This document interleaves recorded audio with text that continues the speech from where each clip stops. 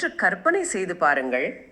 அரசு அலுவலகங்களில் கூட கிடைக்காத மிகவும் ரகசியமான அல்லது என்றோ தொலைந்து போனதாக கருதப்படும் ஆவணங்கள் ஒரு சாதாரண குடிமகனின் கைகளில் கிடைத்தால் எப்படி இருக்கும்?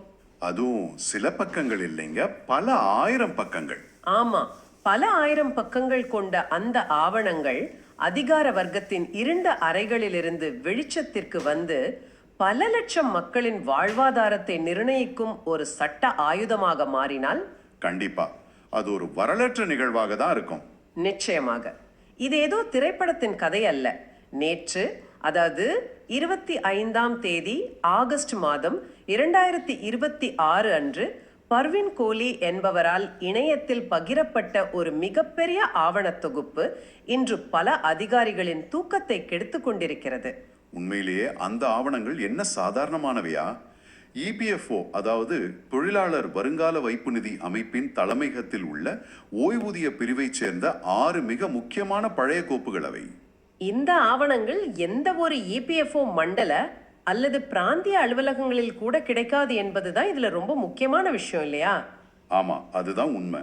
பர்வீன் கோலி இந்த கோப்புகளை தகவல் அறியும் உரிமை சட்டம், அதாவது ஆர்டிஐ மூலம் பல கட்ட போராட்டங்களுக்கு பிறகு பெற்று அதை தனது இபிஎஸ் 95 சேவா குழுக்களில் உள்ள ஓய்வூதியதாரர்களுக்காக பகிர்ந்திருக்கிறார். இதன் அளவை கேட்டாலே நீங்கள் ஆச்சரியப்படுவீர்கள். மொத்தம் 3255 பக்கங்கள். 3255 பக்கங்களா?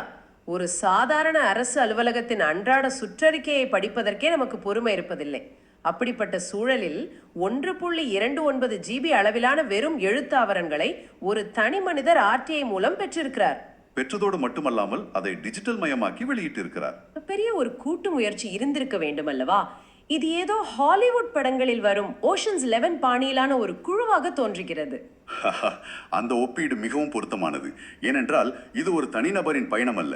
இந்த ஆவணங்களின் முக்கியத்துவத்தை புரிந்து கொண்ட பர்வீன் கோலியின் நண்பர்களான திரு மேத்தா மற்றும் திரு லால் ஆகிய இருவரும் எந்த ஒரு பிரதிபலனும் பாராமல் உடனடியாக களம் இறங்கினார்கள்.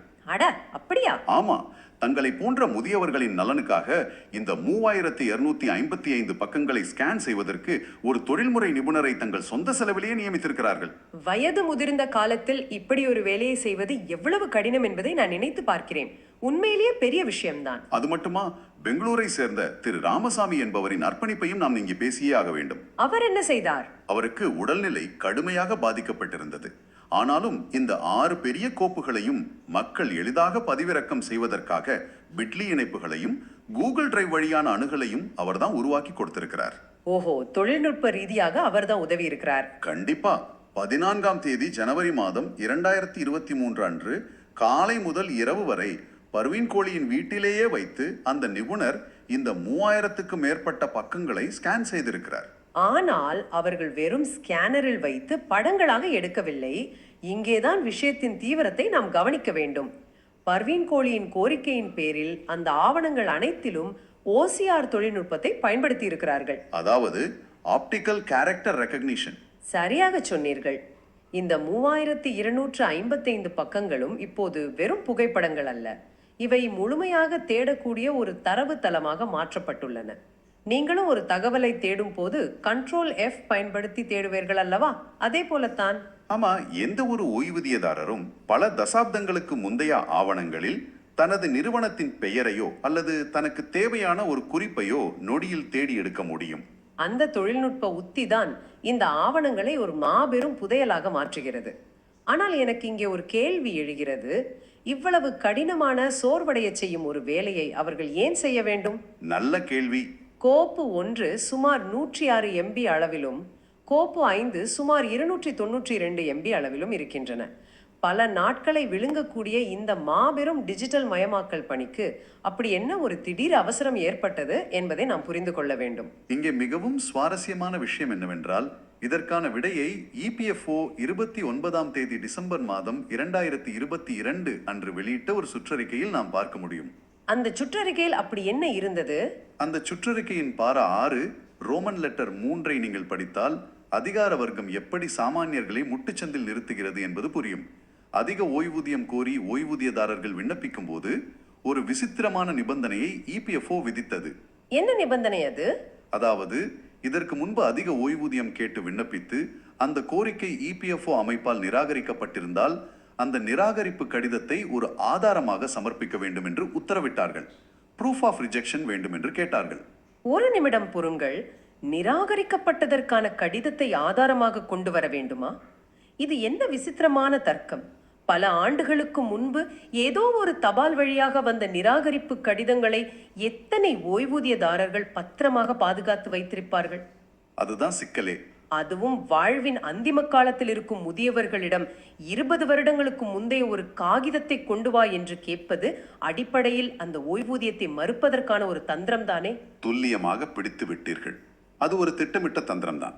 பல ஓய்வூதியதாரர்களிடம் அந்த பழைய நிராகரிப்பு கடிதங்கள் இல்லை.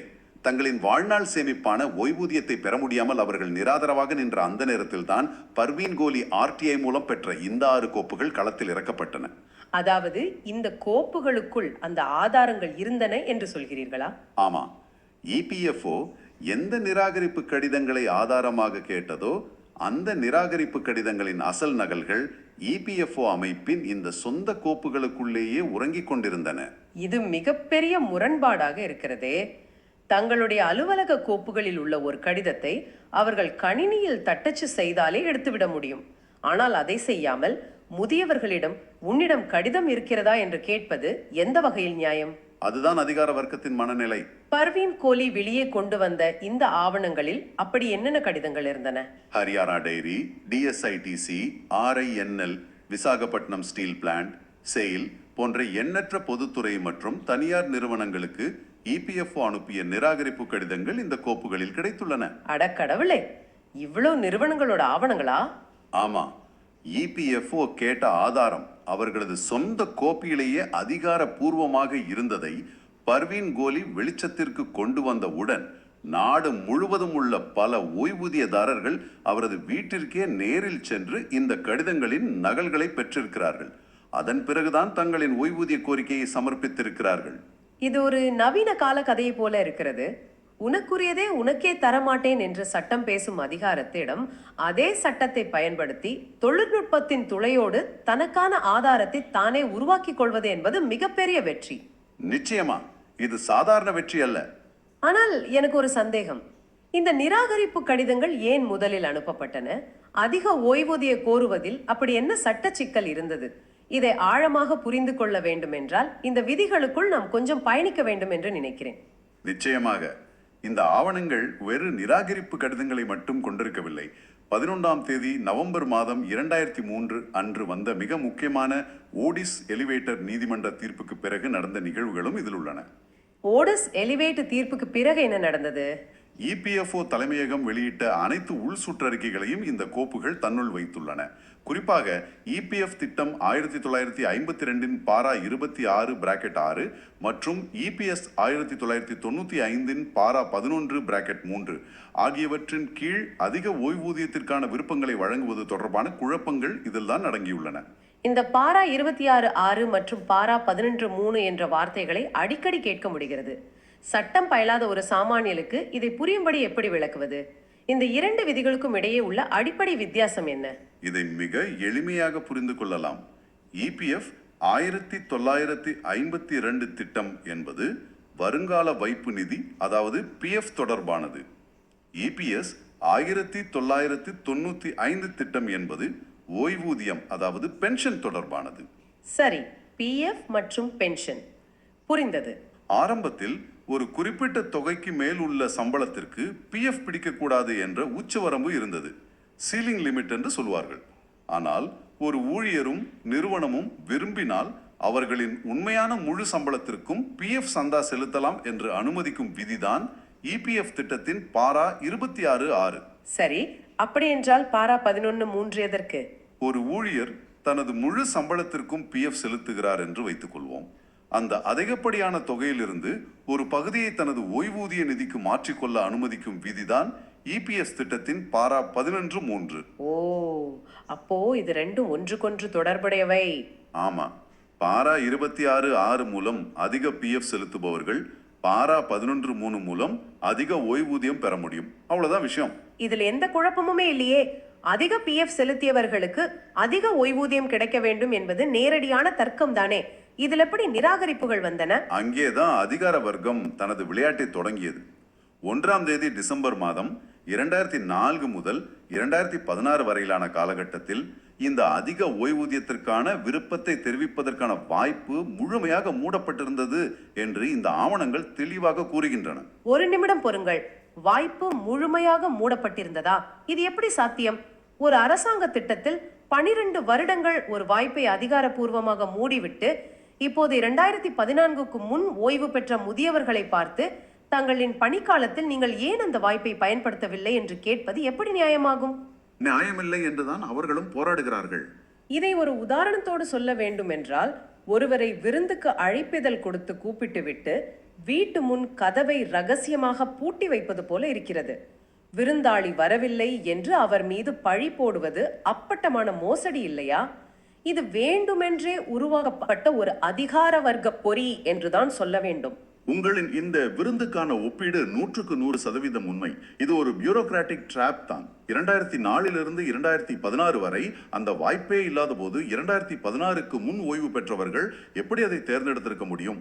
அதுதானே லாஜிக். இந்த கேள்வியின் ஆழத்தையும் அதிகாரிகளின் உண்மையான நோக்கத்தையும் நாம் புரிந்து கொள்ள வேண்டும் என்றால், இந்த 6 கோப்புகளுக்குள் இருக்கும் நோட்டிங் பக்கங்கள் எனப்படும் உள் குறிப்புகளை நாம் கூர்ந்து கவனிக்க வேண்டும்.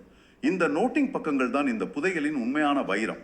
இந்த நோட்டிங் பக்கங்கள் என்பது அரசு அதிகாரிகள் ஒரு கோப்பில் முடிவெடுப்பதற்கு முன்பாக தங்களுக்குள் எழுதி கொள்ளும் குறிப்புகள், சரிதானே? ஆமாம், சரியாக சொன்னீர்கள்.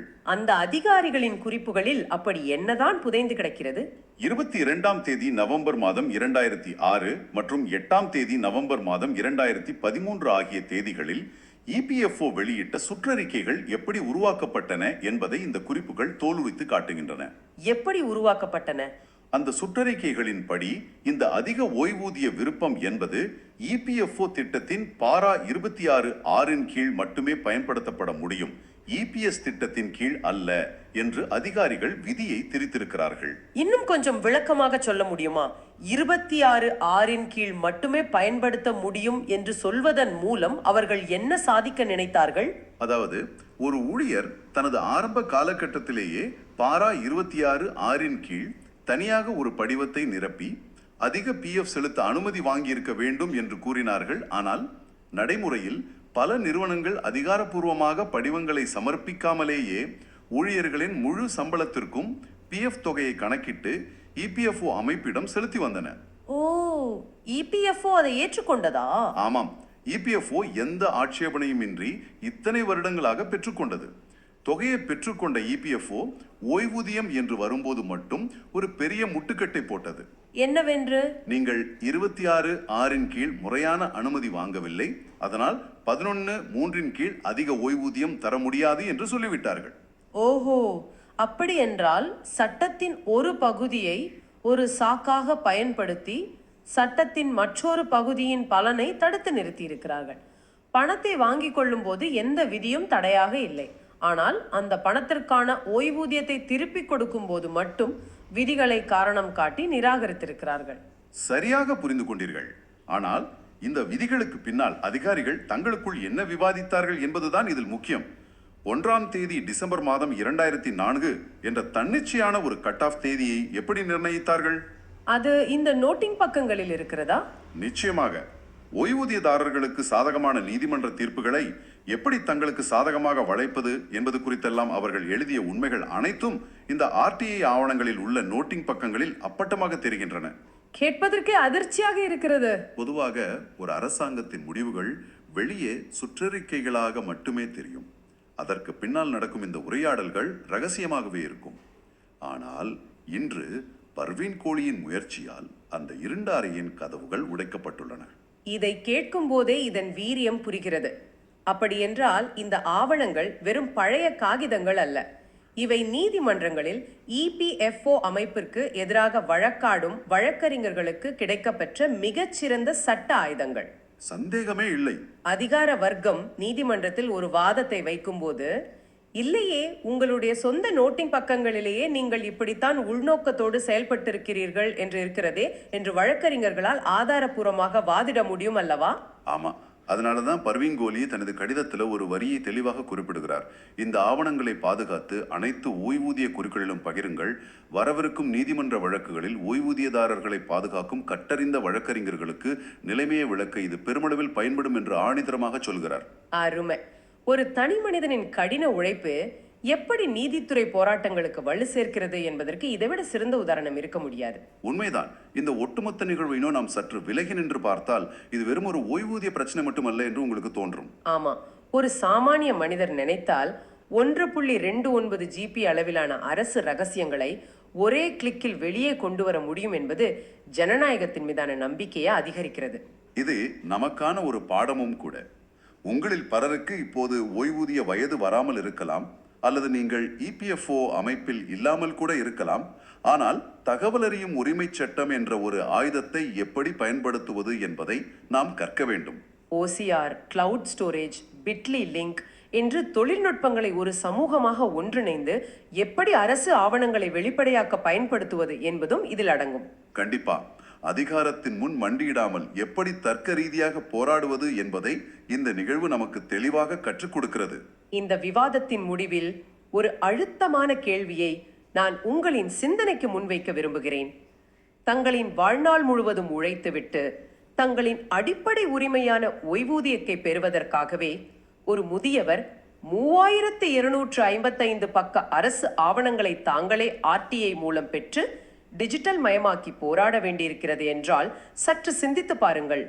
நமது சுகாதாரம், நம் குழந்தைகளின் கல்வி அல்லது நமது நில உரிமைகள் தொடர்பாக இன்னும் எத்தனை லட்சம் பக்க உண்மைகள் யாருக்கும் தெரியாமல், எந்த ஒரு மண்டல அலுவலகத்திலும் கிடைக்காமல் அரசு அலுவலகங்களின் இருண்ட அறைகளில் தூசு படிந்து கிடக்கின்றனவோ? அந்த ரகசிய அறைகளை திறக்கப் போகும் அடுத்த பர்வீன் கோலி யார்? உங்களில் ஒருவராக கூட இருக்கலாம். தேடலை நிறுத்தாதீர்கள்.